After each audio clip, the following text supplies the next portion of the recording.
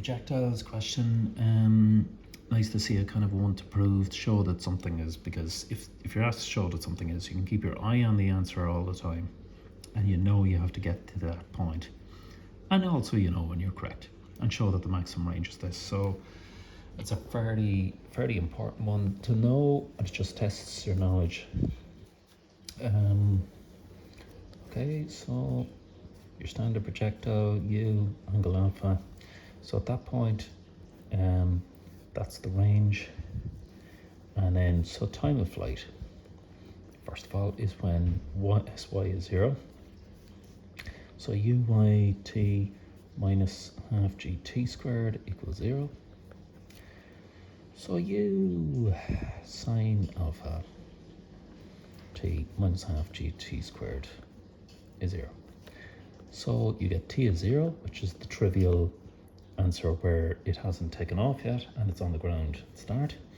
And it's interesting the way maths throws up every answer, even ones that you don't expect, and that's an interesting one that comes out of the maths as well. Or t is equal to u sine alpha over g all by 2. So that's your time of flight. And as you can see, it's twice. So it's because everything is nice and symmetrical in the flat case. It actually lands at an angle alpha, and the time for max height is actually half of that. So it's u sine alpha over g,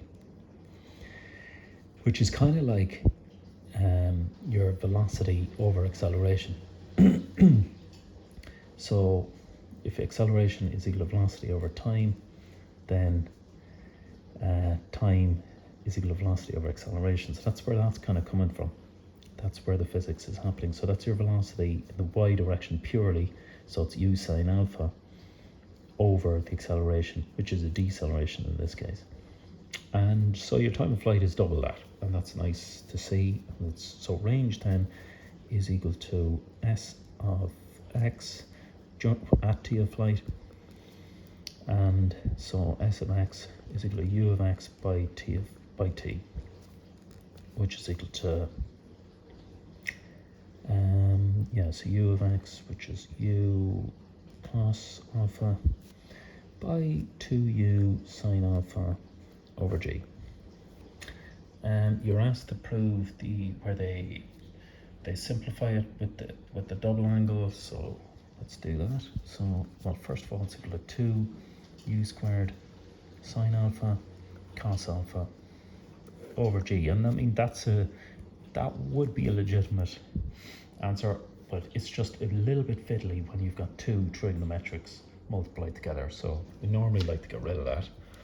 And so let's use an identity to get rid of that. And you have it there. So 2 sine A is equal to the product of the cos and sine by 2. So using that identity, we can get 2 sine alpha cos alpha being equal to sine 2 alpha over g. So so it's u squared sine 2 alpha over g is the range now.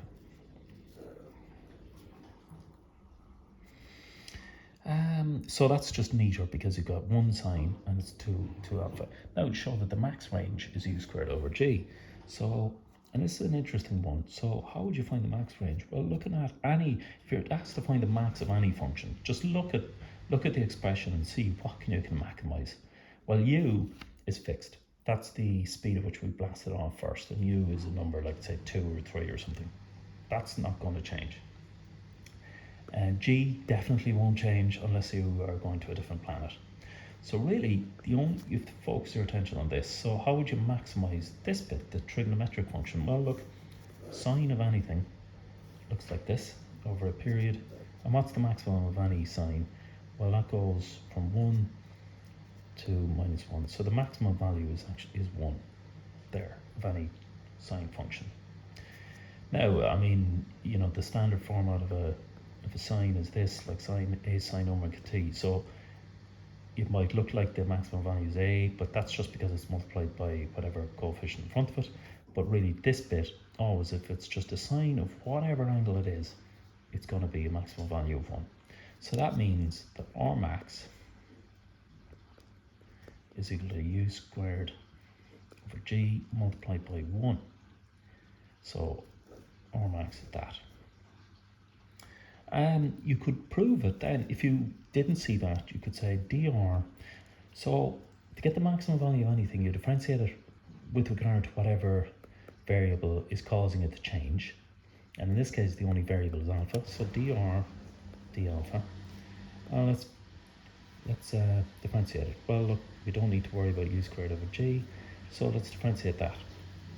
So that'll be equals to cos 2 alpha.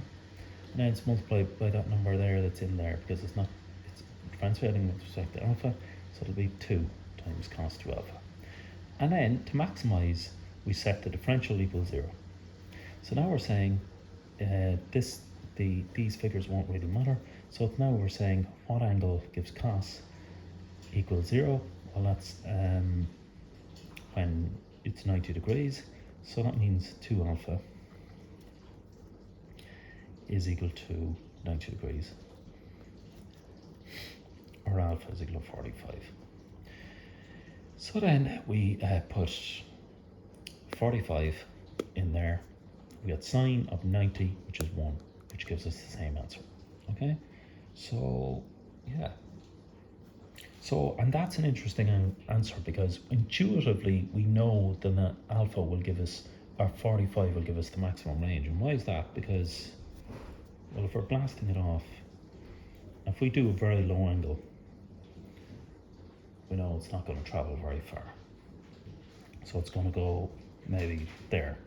We also know, because it's not really going to get off the ground, we also know if we put it really straight up, say almost like 90 degrees, say 80 degrees or 90 degrees, well, we know if we go 90 degrees, it's just going to go up and down. We'll get a range of nothing.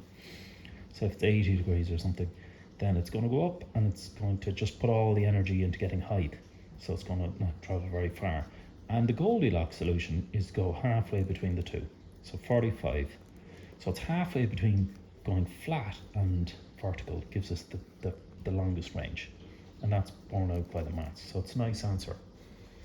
Angle of projection is increased to 60 and a particle strike. So we know if we increase it or decrease it around the maximum angle, the optimal angle, we're not going to get as much range, and that's true here in terms of P.